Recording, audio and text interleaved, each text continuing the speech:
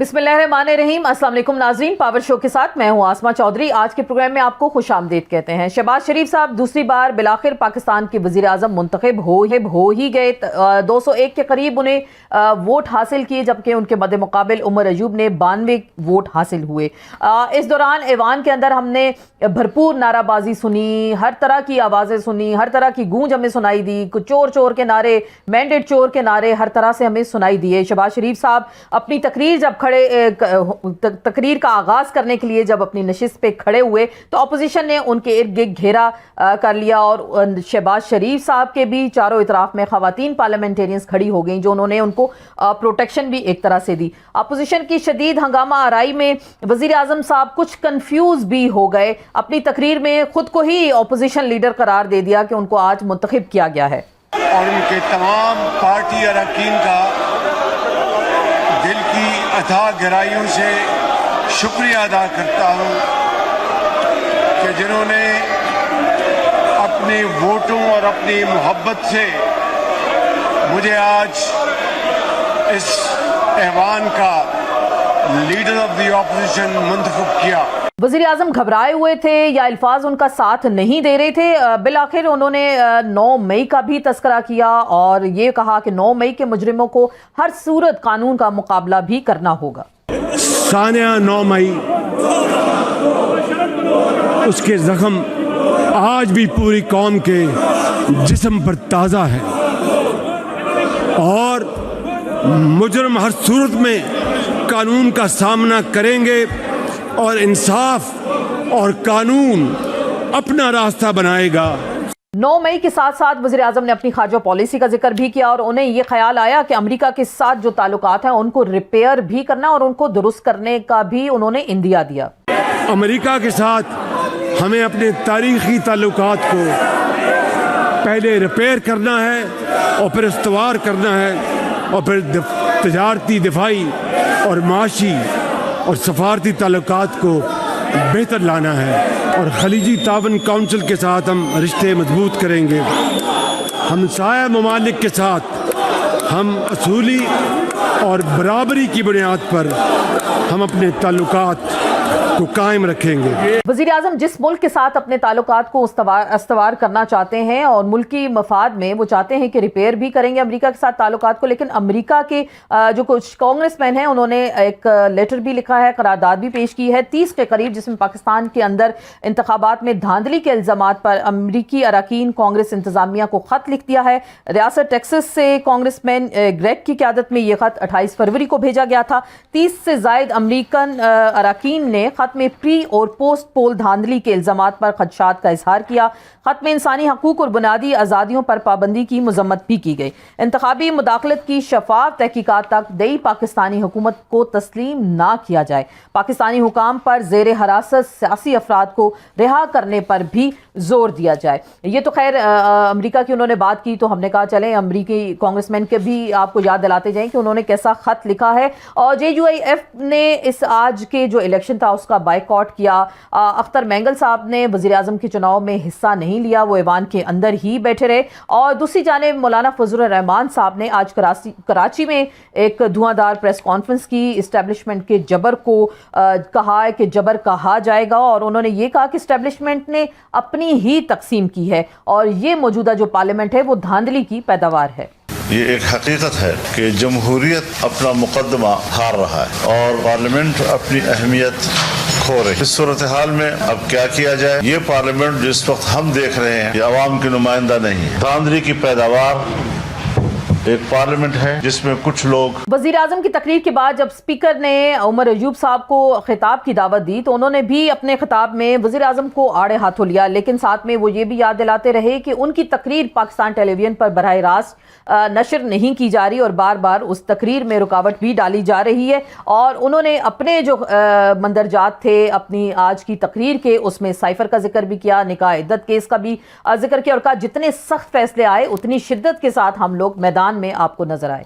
कि पोलिंग से डेढ़ हफ्ता पहले इमरान खान साहब को 3 केसेस में कन्विक्ट किया जाता है। उनका ख्याल था कि जनाब कि हमने इमरान खान साहब को यह कन्विक्ट कर दिया और सजा सुना दी तो पीटीआई के वर्कर्स बिल्कुल डिमोरलाइज हो जाएंगे। नवंबर 2022 में अचानक उनको पता लगता है कि जी साइफर गायब हो गया, और भाई उसका जिम्मेदार कौन है? वो अफसरान, वो ब्यूरोक्रेट्स, उनसे पूछे, उनको वहां पे लाएं, पुट देम ऑन ट्रायल और उनसे वो निकलाएं। इमरान खान की नफरत के अंदर उन्होंने पाकिस्तान की खवातीन के लिए वो रोड़े अटका दी हैं। अभी जो तलाक के और फैमिली कोर्ट्स के केसेस होंगे, खवातीन जिनको देहातों में और शहरों में ऐसे भी इंसाफ लेने में दिक्कत आती है, बिलखसूस हमारे जैसे तरक्की पजीर मुल्क में, वहां पे और भी मुश्किलात अभी पेश आएंगी। किसकी वजह से? सिर्फ उस नफरत की वजह से। इसको हम लोग कंडेम करते हैं। असेंबली की सूरत हाल, आज की सूरत हाल का अगर अंदाजा लगा लिया जाए तो अगले आने वाले चंद दिनों में भी हमें भरपूर अंदाजा हो गया है कि हुकूमत के लिए कोई आसान हदफ नहीं होगा इस असेंबली के अंदर अपने मामलात को चलाना, हाउस के मामलात को तगड़ी अपोजिशन के सामने ये हुकूमत किस तरह से चलाएगी। आज ही हमें वो बेबस दिखाई दिए। उमर अयूब साहब इस हुकूमत पे और खुसूसन जो हुकूमती अरकान थे उन पर ये तनकीद करते हुए दिखाई दिए, जिसमें उनका ये कहना था इनके चेहरे ऐसे लटके हुए हैं, लगता है ये किसी के जनाजे में आए हुए हैं। दूसरी जानिब अगर हम एमक्यूएम का जिक्र करें, उन्होंने गुज़िश्ता रोज़ इख्तियारात की जो निचली सतह पर मुंतकिली है उस पर पाकिस्तान मुस्लिम लीग नून के साथ एक मुआहदा भी किया है, लेकिन आज वज़ीर आला सिंध मुराद अली शाह ने साफ इशारा दे दिया कि ऐसी तरमीम के लिए शायद पीपल्स पार्टी तैयार नहीं है। अब चूंकि शहबाज शरीफ साहब वज़ीर आज़म तो बन गए, अब उन्हें जहनी तौर पर इस चीज के लिए तैयार रहना पड़ेगा। एक तरफ तो कुआं है और दूसरी जानिब खाई है, क्योंकि पाकिस्तान की एक तो बदतरीन मईशत हमें दिखाई दे रही है। महंगाई के बारे में पाकिस्तान के अवाम जो उनकी हालत ज़ार है वो हम सबके सामने है। अपोजिशन की सख्त मिजाजी और इत्तेहादियों के मुतालबात एक इस हुकूमत के लिए बड़ा ही कठिन इम्तिहान होगा। क्या वाकई शहबाज शरीफ साहब इस तमाम तर इम्तिहान के लिए तैयार हैं? और दीगर सियासी मामलात का भी जिक्र करेंगे। हमें ज्वाइन करेंगे जनाब सैयद नैयर हुसैन बुखारी साहब, पाकिस्तान पीपल्स पार्टी पार्लियामेंटेरियन के सीनियर सियासतदान हैं। आपको वेलकम कहते हैं आज के शो में। अस्सलाम वालेकुम बुखारी साहब।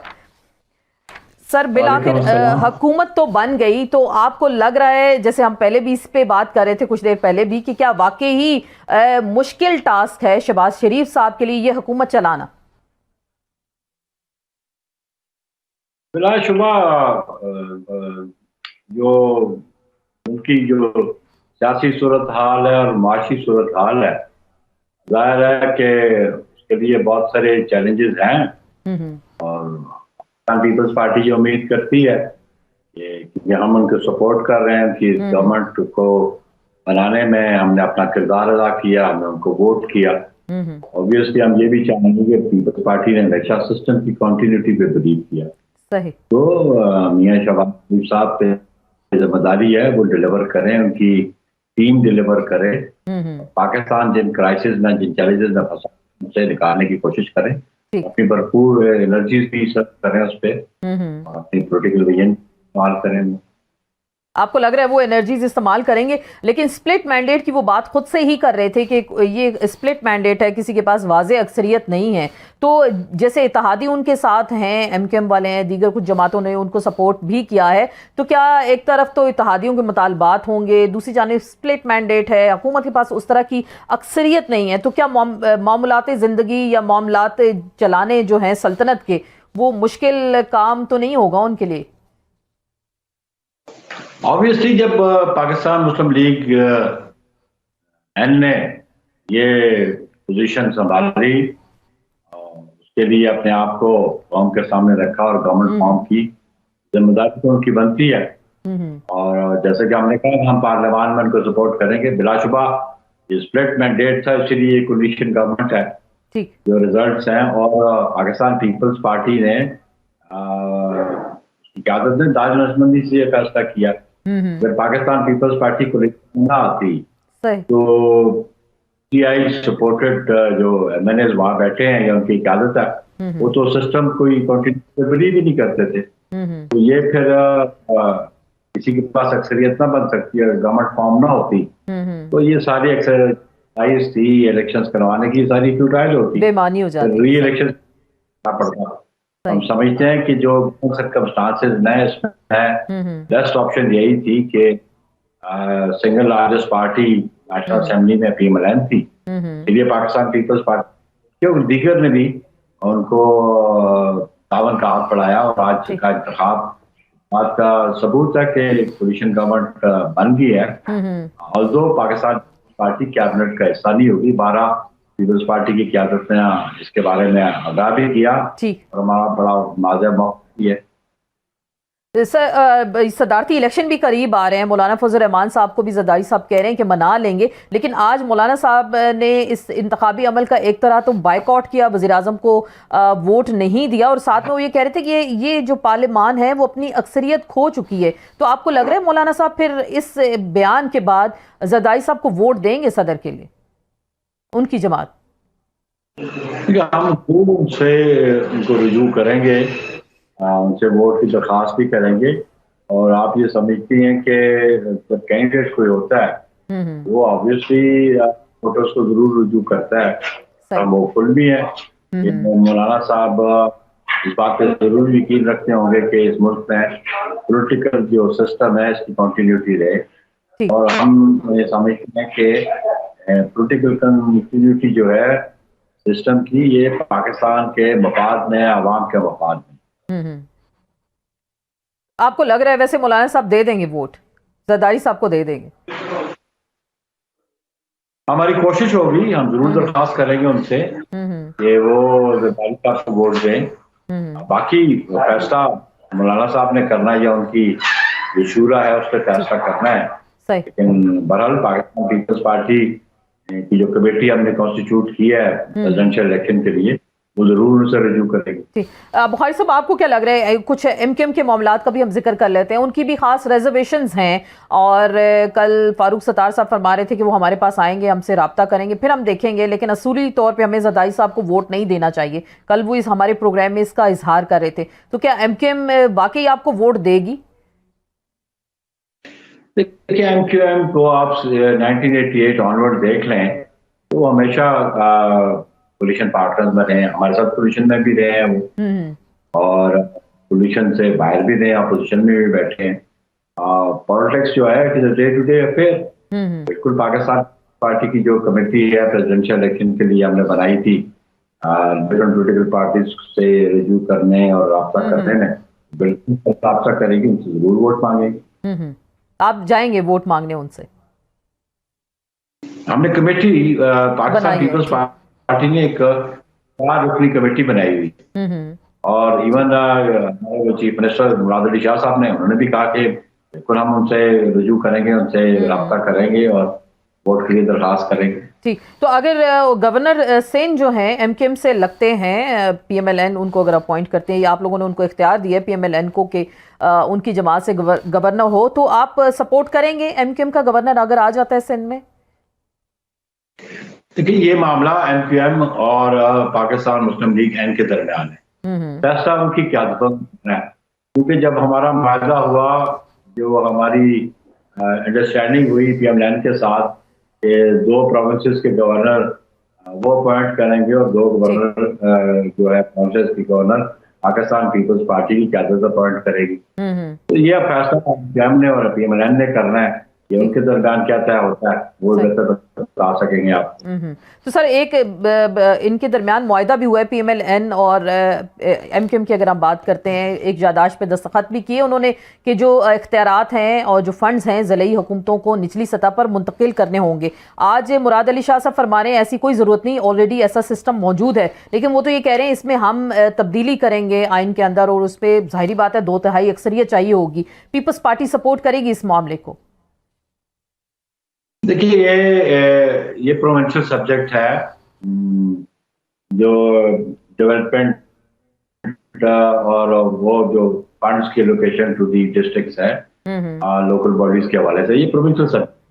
देखिए सर, तरमीम तो होनी है आइन में। नहीं, आइन में तरमीम की जरूरत कतई नहीं है। मैं नहीं समझता हूँ कि वो 3rd ईयर गवर्नमेंट का वो 140 आर्टिकल में है, 40A में भी है, तो उसमें तो तरमीम की नहीं है, क्योंकि नेशनल फाइनेंस कमीशन अवार्ड जो है वो एलोकेशन करता है प्रोविंसेस को उनके शेयर जो फेडरल कंसोलिडेटेड फंड से, और फिर उनकी अपनी जो सूबाई असेंबली है वो कॉम्पिटेंट है कि वो अपने सूबे के लिए लेजिस्लेशन करे। तो ये अगर पाकिस्तान के आइन में अमेंडमेंट, आपको पता है कितना इजी टास्क नहीं है। जी बिल्कुल, बड़ा मुश्किल काम है, भी चाहिए। लेकिन मैं नहीं समझता हूँ कि 3rd ईयर की गवर्नमेंट का जिक्र बिल्कुल है और वो उस पर अमल दरामद भी हो रहा है, लेकिन फंड्स के लोकेशन का मामला प्रोविंशियल सब्जेक्ट है, वो प्रोविंस खुद डिसाइड करेगा, उसकी पार्लियामेंट डिसाइड करेगा। लेकिन बिल्कुल ये तो है, ऑलरेडी है, लेकिन वो यहाँ अभी उन्होंने इसीलिए दस्तखत किए, वो ये कह रहे हैं कि हमने इस पे तरमीम करनी है और सारी जमातों के पास हम जाएंगे, अगर वो नहीं करेंगे तो हम उनको एक्सपोज करेंगे। ये डॉक्टर फारूक सताब साहब फरमा रहे थे कल। देखें जी, ये मुआहदा उनके दरमियान है, पीपल्स पार्टी तो उसमें फरीक नहीं है, पीपल्स पार्टी उसमें शरीक नहीं है। ठीक, जब वो रजू करेंगे तो उनको फिर प्रॉस कॉन्स बिल्कुल समझाए जाएंगे कि ये प्रोविंशियल सब्जेक्ट है, ये प्रोविंशियल की डोमेन में आता है। अगर कोई इस किस्म की सूरत हाल है तो प्रोविंशियल असेंबली कॉम्पिटेंट है, लेकिन जैसे मुराद अली शाह साहब ने कहा ऑलरेडी लोकेशन हुई है और ये प्रोविंशियल ऑटोनॉमी का मामला है, प्रोविंशियल सब्जेक्ट है, प्रोविंस को डिसाइड खुद करना चाहिए। ठीक, तो सर आज जैसे शहबाज शरीफ साहब फरमा रहे थे इंतखाबी इस्लाहात के लिए आए और हम सब बैठे हैं, अपोजिशन को दावत भी दे रहे थे, आप समझते हैं इस पे कोई कमेटी बननी चाहिए या पीपल्स पार्टी आएगी आगे इस हवाले से, अपोजिशन को भी साथ मिलाए, बात करें, किसी टेबल पर आए इस हवाले से? क्या मेरा प्राइम मिनिस्टर इलेक्ट ने आज ये कहा तो जरूर है कि हम अपोजिशन भी हमारे साथ मिलकर चले, क्योंकि पाकिस्तान पीपल्स पार्टी ने 2018 में भी कहा था उस वक्त की हुकूमत को मिलकर चले।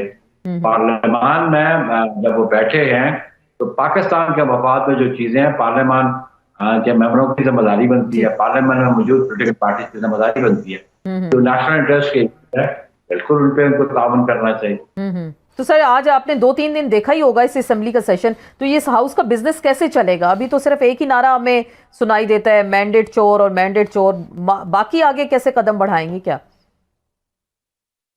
मैं समझता हूँ कि ये कोई इजलास होता है कि किसी म्यूनसिपल कॉरपोरेशन का काउंसिल का इजलास होता है नहीं, पाकिस्तान की नेशनल असेंबली का है जो पाकिस्तान के अवाम ने नुमाइंदे मुंतखब करके भेजे, तो सेनेटी शुड प्रिवेल, इस फरमान को चलना है और इसने अपनी मुद्दत है 5 साल की वो पूरी करनी है और उसके लिए कोशिश होनी भी चाहिए। और पीपल्स पार्टी ये जरूर समझती है कि जो टर्म है वो बिल्कुल पूरी होनी चाहिए और इसका आगाज भी पाकिस्तान पीपल्स पार्टी ने अपने दौरे हुकूमत से किया, 2008 से 2010 तक हमने टर्म पूरी की और फिर हमने बाय कंडक्ट ये प्रूव किया। जब जो 2014 में थ्रू एजुटेशन एक हुकूमत को रिमूव करने की कोशिश की तो हमने अपोज किया उसको, और इसी तरह हमने 2000 में भी कॉन्स्टिट्यूशनल रास्ता इख्तियार करके पीटीआई की गवर्नमेंट को डिस्लॉज किया फेडरल लेवल पे। तो हम तो रूल ऑफ लॉ पे और कॉन्स्टिट्यूशन पे बिलीव करते हैं। बिल्कुल, लेकिन आप इस हुकूमत पे कोई प्रेशर डाल सकते हैं? जैसे बिलावल भुट्टो ज़रदारी अपनी अक्सर तकारीर में कहते थे कि मेरी हुकूमत अगर आएगी तो कोई सियासी कैदी नहीं होगा, हम सियासी कैदियों पर किसी किस्म का जबर नहीं होगा, तो आप समझते हैं या आप हुकूमत को अब कन्विंस कर सकते हैं कि जो सियासी कैदी हैं इस वक्त जेलों में मौजूद हैं उनको रिहा किया जाए? देखिए उसमें आपको डिफरेंशिएट करना पड़ेगा, कौन सियासी कैदी है और किसने क्रिमिनल ऑफेंस कमिट किया हुआ है या किसकी क्रिमिनल ऑफेंस के नीचे कन्विक्शन हुई है। ठीक, तो ये मामला भी एग्जामिन करना पड़ेगा कोर्ट्स को भी और पॉलिटिकल लीडरशिप को भी। बिल्कुल क्रिमिनलाइजेशन के हम खिलाफ है, वो होनी भी नहीं चाहिए, लेकिन अगर कोई पॉलिटिकल आदमी क्राइम कमिट करता है और कोर्ट ऑफ लॉ में एस्टेब्लिश हो जाता है तो फिर कोर्ट ऑफ लॉ ही फैसला कर सकते हैं कि एग्जीक्यूटिव ऑर्डर तो नहीं चल सकेगा। तो आपको सर आखिरी बात जानना चाहूंगे, आपको लग रहा है ये हुकूमत चल जाएगी, ये वाली हुकूमत? हमारी तवक्को है, हमारी उम्मीद है कि हम हुकूमत चल जाएगी, इसको चलना चाहिए। ठीक, चलें सर, बहुत बहुत शुक्रिया। सैयद नैयर हुसैन बुखारी साहब हमारे साथ मौजूद थे और वो ये तवक्को कर रहे थे कि इस हफ्ते ही चलना चाहिए। देखते हैं अगले आने वाले दिनों में पाकिस्तान की सियासत का क्या मंजरनामा बन। नई हुकूमत आ गई, शहबाज शरीफ साहब आज असम्बली में जिस तरह उन्होंने बड़ी धुआंधार तकरीर की, खैर अपोजिशन ने उनको तकरीर करने का उस तरह से मौका तो ना दिया, लेकिन फिर भी उन्होंने अपना एक जामे प्लान भी दिया। अब देखते हैं कि क्या वाकई ही इस बड़ी अपोजिशन के होते हुए हुकूमत साजी क्या आसान और मुश्किल हदफ तो नहीं होगा इस नई हुकूमत के लिए। इस पर मजीद हम बात करेंगे, हमें ज्वाइन करेंगे जनाब चौधरी सालिक हुसैन साहब, पाकिस्तान मुस्लिम लीग कायद-ए-आज़म के सीनियर रहनुमा हैं, साबिक वफाकी वजीर भी रह चुके हैं, साहबजादे हैं चौधरी शुजात हुसैन साहब के। अस्सलाम वालेकुम चौधरी सालिक साहब, फाइनली शहबाज शरीफ साहब आ गए, प्राइम मिनिस्टर भी बन गए, आप लोगों ने भी उनको वोट दिया, आपको लग रहा है इस बड़ी अपोजिशन के सामने, और क्योंकि आज जैसे कि शहबाज शरीफ साहब खुद फरमा रहे थे कि स्प्लिट मैंडेट है, किसी के पास अक्सरियत मौजूद नहीं है, तो इस स्प्लिट मैंडेट के साथ ये हुकूमत बैसाखियों के सहारे क्या वाकई खड़ी हो जाएगी, अपनी परफॉर्मेंस सही दिखा सकेगी? वालेकुम जी, बिस्मिल्लाहिर्रहमानिर्रहीम। मैं समझता हूँ कि जो वज़ीर आज़म की कुर्सी पे बैठा है, परफॉर्मेंस चाहे वो मैंडेट किसी तरह का भी हो, मैंडेट अगर उसको वज़ीर आज़म की कुर्सी तक पहुँचा देता है तो फिर सारी रिस्पॉन्सिबिलिटी उनकी है। देखें, जो माशी हालात चल रहे हैं, मैं नहीं समझता कि कोई भी बात जो है जो उनके साथ उनको सपोर्ट भी कर रही है, बल्कि अपोजिशन भी, जहाँ पे भी मुल्क की बात आए, मैं समझता हूँ हर किसी को सपोर्ट करना चाहिए। ठीक, तो आपको लग रहा है कि मुल्क की बात करें और जैसे वो अपने आज प्लान दे रहे थे कि जी हम हर तरह की इस्लाहात करेंगे, नई इनोवेशन लेकर आएंगे, तो आपकी जमात, बाकी जो उनकी साथ जमातें हैं, पीपल्स पार्टी, तो क्या मिलकर भरपूर तरीके से उनका साथ देंगे? क्या किसी मरहले पे कुछ सब लोग आगे पीछे तो नहीं होंगे? मेरा ख्याल है कि हर सियासी जमात के लिए ये इलेक्शन जो है वो बड़ा मुश्किल था। हम सब की, मैं समझता हूँ, सियासत जो है और जमातों की भी सियासत जो है वो अच्छे, अगर हम परफॉर्म नहीं कर सकते तो मैं समझता हूँ हम सबको, शहबाज शरीफ साहब को कई दफ़ा मीटिंग्स में भी ये बात बड़ी क्लियरली बताई गई कि बहुत बड़ी जिम्मेदारी और लोगों की उम्मीदें जुटी हुई हैं और हम सिर्फ और सिर्फ परफॉर्म करके ही मुकाबला कर सकते हैं। ठीक, तो अभी नई काबीना में आपको वजीर बनाया जा रहा है आपकी जमात से? मेरा ख्याल है कि अगर तो हमें हुकूमत जो है वो वज़ारत ऑफर करती है तो फिर तो इस्लाह हुसैन साहब फैसला करेंगे। इस हुकूमत में शमूलियत यहाँ कैबिनेट के अंदर पोजीशन ऑफर करते हैं तो चौधरी शुजात हुसैन साहब जो हैं वो फैसला करेंगे। चौधरी शुजात साहब फैसला करेंगे इस हवाले से। लेकिन आपने अपोजिशन की तकरीर भी सुनी होगी, उन्होंने बार बार इस चीज़ का जिक्र किया कि आवाम का मैंडेट चोरी किया गया है और ये चोर मार्का हुकूमत 2 है।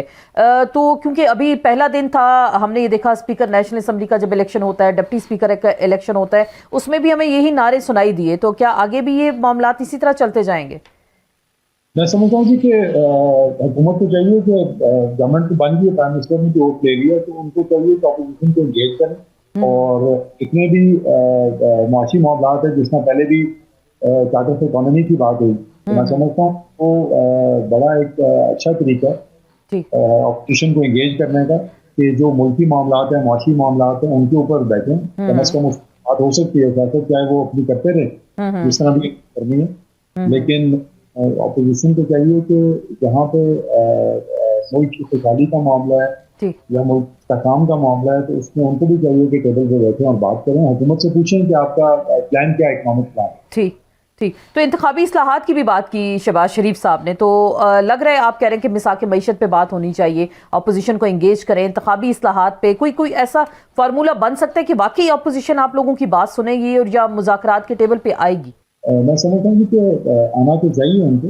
लेकिन क्योंकि सियासत ही इसके उपयोग घूम रही है कि हमने सबको गलत कहना है, सबको चोर कहना है और इदारों के खिलाफ बात करनी है, तो मैं समझता हूँ उनकी सियासत का अगर महवर ही ये है तो फिर थोड़ा मुश्किल होगा। लेकिन अगर मुल्क का सोचें तो उनको जरूर बैठना चाहिए, सियासी मामलात में ना बात करें, लेकिन जहाँ उनकी बात हो वहाँ बढ़ चढ़ के उनको बात करनी चाहिए अपोजिशन, क्योंकि मुल्क हम सबका है। बिल्कुल बिल्कुल, जाहिर बात है अपोजिशन ने मिलके भी चलना होता है। बहुत सारे मामलात आ जाते हैं असेंबली के अंदर जहाँ पे हुकूमत को समटाइम्स अप्रिशिएट भी करना पड़ता है। ये जो फॉर्म 45 की बात करते हैं और फॉर्म 47 की बात हो रही है, अभी भी यही ऑब्जेक्शन आया कि जो असल लोग हैं वो फॉर्म 45 वाले वो बैठे हैं, जो हुकूमत का हिस्सा हैं वो फॉर्म 47 वाले हैं, उनका मैंडेट उनके पास नहीं था। कुछ एलिगेशंस आपकी सीट के हवाले से भी आए, आपकी जाहिर बात है घर के अफराद भी थे, तो आप क्या बताएंगे, क्या वाकई ही ये जो एक दाग लग गया है हुकूमत के ऊपर और बार बार ये अपोजिशन उनको याद दिलाती रहेगी तो ये जान छोड़ पाएगा ये क्या नारा? देखिए, अगर तो वो असेंबली के फ्लोर से उनको इंसाफ मिल रहा है तो वो जरूर यहाँ पे नारेबाजी करें, लेकिन इसके लिए प्रॉपर फोरम्स मौजूद हैं, तो चाहिए जाके एक्सरसाइज करें, ट्राइब्यूनल जाए, फिर सुप्रीम कोर्ट है, तो उस पर उनको जरूर जाना चाहिए। तो जो हमारे भी फैमिली का है मामला, सिर्फ उनको मेरी ही एक सीट पे एतराज है, बाकी भी हमारे खानदान जीते हैं, गुजरात से जीते हैं, लेकिन उनको सिर्फ और सिर्फ फोकस जो है वो मेरी सीट के ऊपर ही। तो मैं तो चाहे कि वो किसी भी फोरम पे जाएं, अच्छी बात है, खुशाइन बात होगी। ठीक। तो आपकी जो एक ख़ानदान की बात की जाती थी, बड़ा वज़ादारी थी रही माजी में, और पाकिस्तान की सियासत में मिसालें दी जाती थी आपकी फैमिली की, लेकिन जो हमने देखा बहुत सारी चीज़ें स्प्लिट हुई पिछले 1.5-2 साल के दौरान। तो क्या मामलात, ख़ानदानी मामलात में स्पेशली सियासत वाले मामलात का जिक्र करूँगी, क्या वो चीज़ें वापस आ सकती हैं? चौधरी बरादरान दोबारा हमें इकट्ठे दिखाई देंगे, चौधरी परवेज़ अलाई साहब या चौधरी शुजात साहब? लेकिन जहाँ तक वज़ादारी की बात है तो इंशाल्लाह ताला वो आपको अभी नजर आती होगी कि हमारी साइड से आपको कभी इस चीज़ का जो खिला नहीं होगा। और जहाँ तक आप कह रहे हैं कि हम इकट्ठे हो सकते हैं तो नहीं, वो शायद सारी जिंदगी इकट्ठे रहे हैं, इसलिए भूल जाते हैं कि वो एक दूसरी जमात में जा चुके हैं। हम तो कहीं गए नहीं, अगर वापस आना तो उन्होंने आना है, हम तो उधर ही हैं। अच्छा। तो अब दो मुख्तलिफ जमातें हैं, मेरा यही मौक़िफ़ है कि अगर आप एक सियासी तौर पर मुख्तलिफ जमात में जा चुके हैं, कोई हर्ज नहीं है, वो आपका अपना फैसला है, लेकिन कम से कम हमें एक दूसरे की किरदारकशी नहीं करनी चाहिए। शाम को बैठे बातचीत करें, गपशप लगाएं, एक दूसरे का एहतराम होना चाहिए। सियासी तौर पे वो अपनी वाबस्तगी उनकी और किसी और जमात की। देख, बिल्कुल आप कह रहे हैं सियासी तौर पे एहतराम तो होगा दोनों ख़ानदानों के दरमियान। अभी पिछले दिनों शुजात साहब गए, जेल में मुलाकात हुई चौधरी परवेज़ अलाई साहब से, तो क्या कहेंगे दोनों भाइयों के दरमियान कोई क्या खास गुफ्तगू हुई, कोई नाराज़गियाँ थी, क्या गिले शिकवे हुए, दूर हुए, वो क्या? नहीं, उनके जो गिले शिकवे थे कि वो हमारे से चल रही थे, लेकिन जाहिर बात है उन्होंने क्रिटिसाइज भी किया कुछ बातों पे बात में भी। तो मैं समझता हूँ, मैं दोबारा वही आपसे बात करूँगा कि इसके लिए फोरम मौजूद हैं, अगर उनके इल्ज़ाम हैं तो वो पहले अदालत में जाके उनको क्लैरिफाई करना चाहिए, चीज़ों को आगे चलाना चाहिए।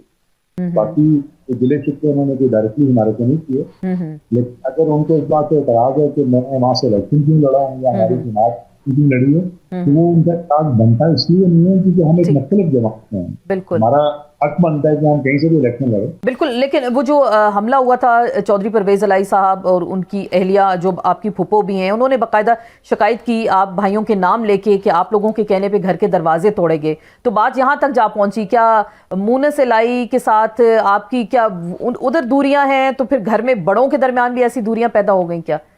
सारी जिंदगी इकट्ठे रहे, कभी आपने सुना मैं 18 से 23 महीने था, तो आपने सुना हो कोई ऐसी बात की है मैंने कि ऐसा, तब तो कोई इतराज़ात नहीं थे। अब वो दूसरी बात में जा चुके हैं, उनके अपने फैसले हैं। और जब दरवाजे तोड़ने की बात आई तो मेरा तो अपना ये अभी तक निशान पड़े हुए हैं मेरी उंगलियों पे, हमारा भी दरवाजा तोड़ा गया। तो अगर हम नहीं करवा रहे होते तो हम अपना ये नुकसान क्यों करते? तो ये बस इल्ज़ामात की सियासत है, मेरे ख्याल में पूरी इसमें फ्रस्ट्रेशन भी है शायद, लेकिन इसमें हमारा तो कोई कुछ करना नहीं है, लेकिन वो ऑब्वियसली हमारे पे इल्जाम लगाते हैं। तो बिल्कुल क्योंकि हम देखते हैं एक घर में मुख्तलिफ वोट होते हैं, कोई नून लीग के साथ होता है, कोई पीपल्स पार्टी के साथ होता है, कोई और पीटीआई के साथ होता है, हर घर में यही ऐसे होता है। लेकिन आप जैसे मैं बार बार ये बात कर रही हूँ कि आपके ख़ानदान की मिसालें दी जाती थी, तो क्या मुनस अलाई या चौधरी सालेक हुसैन हम देखेंगे दोबारा कुछ अरसे बाद दोनों भाइयों की तरह, जैसे परवेज़ साहब शुजात साहब इकट्ठे हमने सारी ज़िंदगी देखा, आप दोनों को भी ऐसे देखेंगे क्या? मेरी तो जी हमेशा से ये ख्वाहिश रही, मैं आपको फिर भी रिपीट करूंगा जी कि वो हमें छोड़ के गए, हम तो इधर ही कर रहे हैं उसी जमात में। ये वही जमात है जो चौधरी शुजात हुसैन साहब के वालिद भी जो है वो इसी जमात में जी जी, और सारी जिंदगी उन्होंने भी पाकिस्तान मुस्लिम लीग के प्लेटफॉर्म से सियासत की। तो ये कहना क्या हो गया, मुझे ये तो उनसे आपको पूछना चाहिए। लेकिन मुझे ज़ाती तौर पर मुझे तो बड़ी खुशी हो कि अगर वो एक सियासी तौर पर मुख्तलिफ जमात में, मैं मुख्तलिफ जमात में, लेकिन हमारा उसमें जो एक रवैया है वो जो है एज अ कजन ब्रदर वो बरकरार रहेगा आगे भी। मेरी तरफ से तो कोई, आपकी तरफ से ऐसा है, आप खुले दिल से उनको ऑफर कर रहे हैं, बिल्कुल ठीक जी जी। हुकूमती मामलात का ज़ाहिरी बात है, आप कह रहे हैं चौधरी शुजात साहब से मशवरा लिया जाएगा, लेकिन कहा जा रहा है कि आपको वजीर बनाया जा रहा है। कोई ख़ास आपकी जब डिमांड है आपकी जमात की जानिब से, कोई ख़ास वजारत के लिए, या जो भी ओहदा मिल जाएगा आप लोग उसको कबूल करेंगे? मैं आपको भी कहूँगा कि जो वो ऑफर करते हैं वो शुजात साहब को बताया जाएगा, फैसला वो कर लेंगे। हमारी तरफ से कोई डिमांड नहीं रखी गई, और मैं समझ ये वैसे ही गलत है कि हम क्यों डिमांड रखते हैं कि हमें फलानी वजारत चाहिए। मेरा कोई वजारत में कोई एक्सपर्टीज है हमारी, अगर तो मतलब आप बात समझ रहे हैं ना, ये कॉन्सेप्ट गलत कि मांग के लेना वजारत की, मुझे फलानी वजारत चाहिए।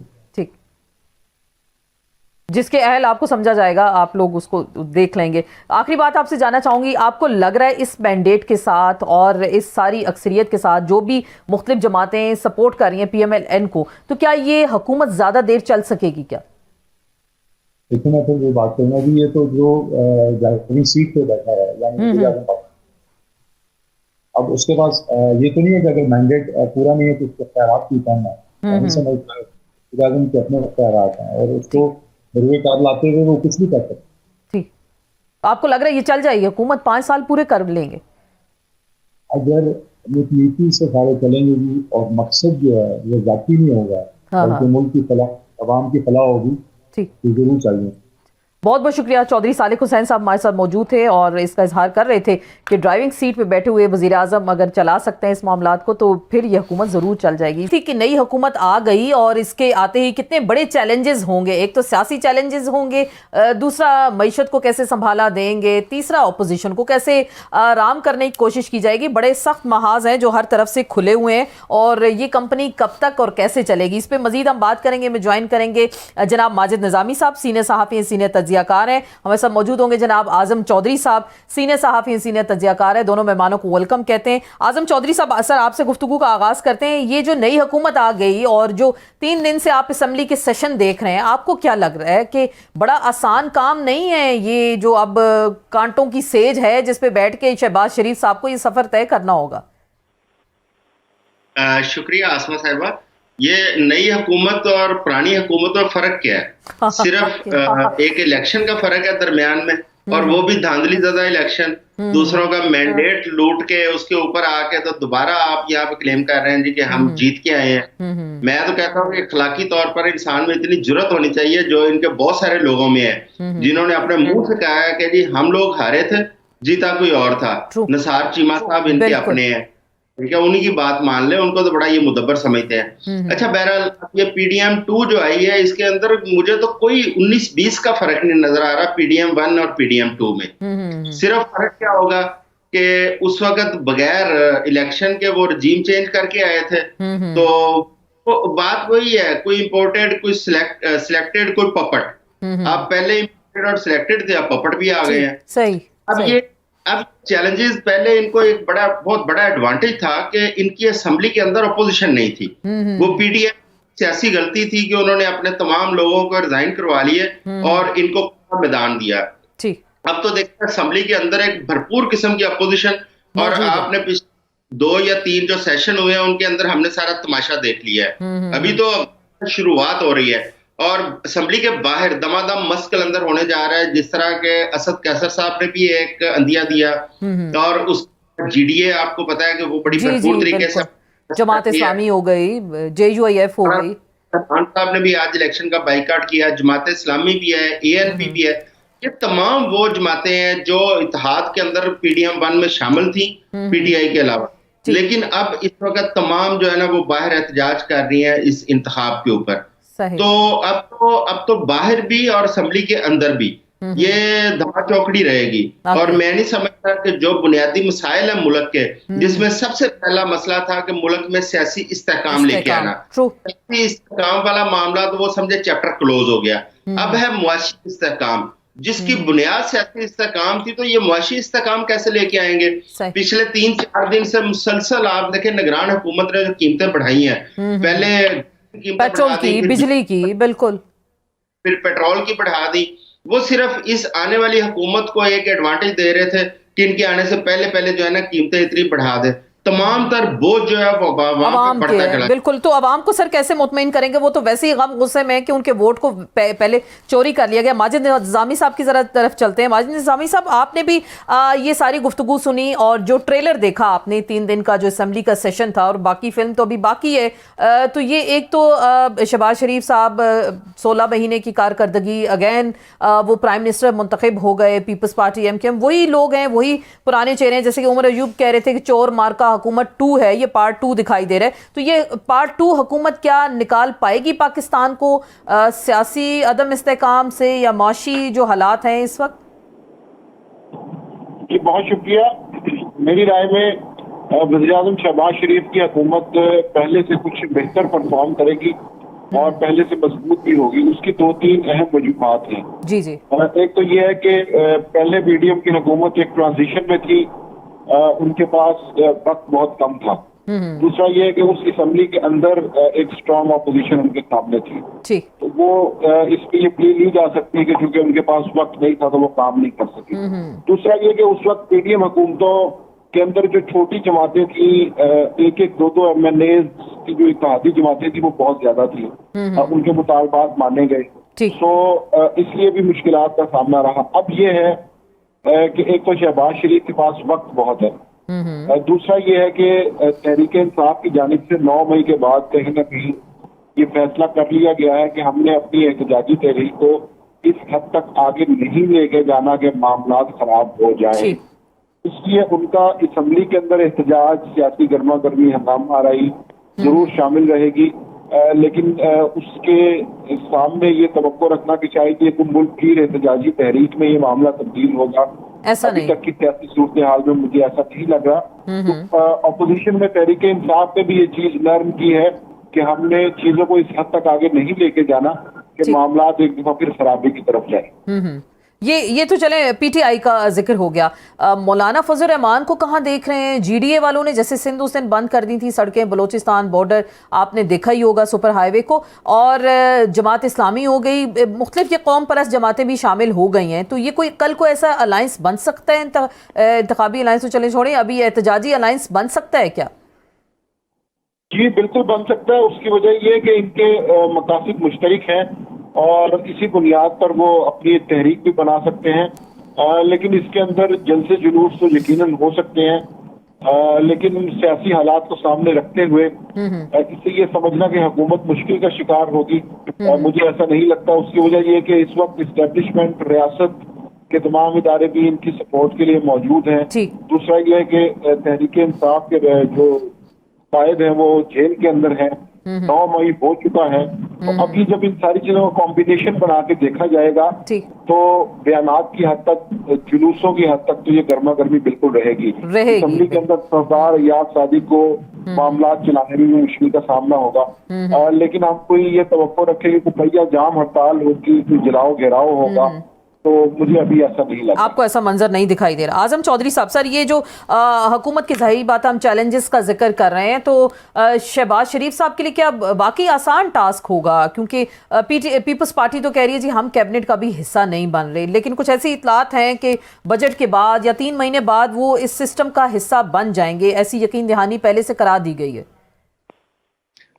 अच्छा, मैं आपके सवाल का जवाब देने से पहले एक बड़ी इंटरेस्टिंग चीज है वो शेयर करना चाहूंगा। आज देखें कि जुल्फकार अली भुट्टो शहीद के दामाद और उनके नवासे और जियाउल हक के फर्जंदे अर्जुमंद जनाब की जान ने एक ही बंदे को वोट डाला। वो कहते हैं ना, एक ही सफ में खड़े हो गए महमूदो हयात। सर इसमें भी आप ये भी ऐड कर दें कि एजाजुल हक साहब ने ये फरमाया था, ये वो वजीर आजम है जो गाड़ी की ये डिग्गी में बैठ के, मलिक अहमद खान की डिग्गी में बैठ के गेट नंबर 4 मुलाकातें करने जाते थे। ये भी उन्हीं का कॉल है, उन्हीं का कहना था। बिल्कुल उन्होंने कहा।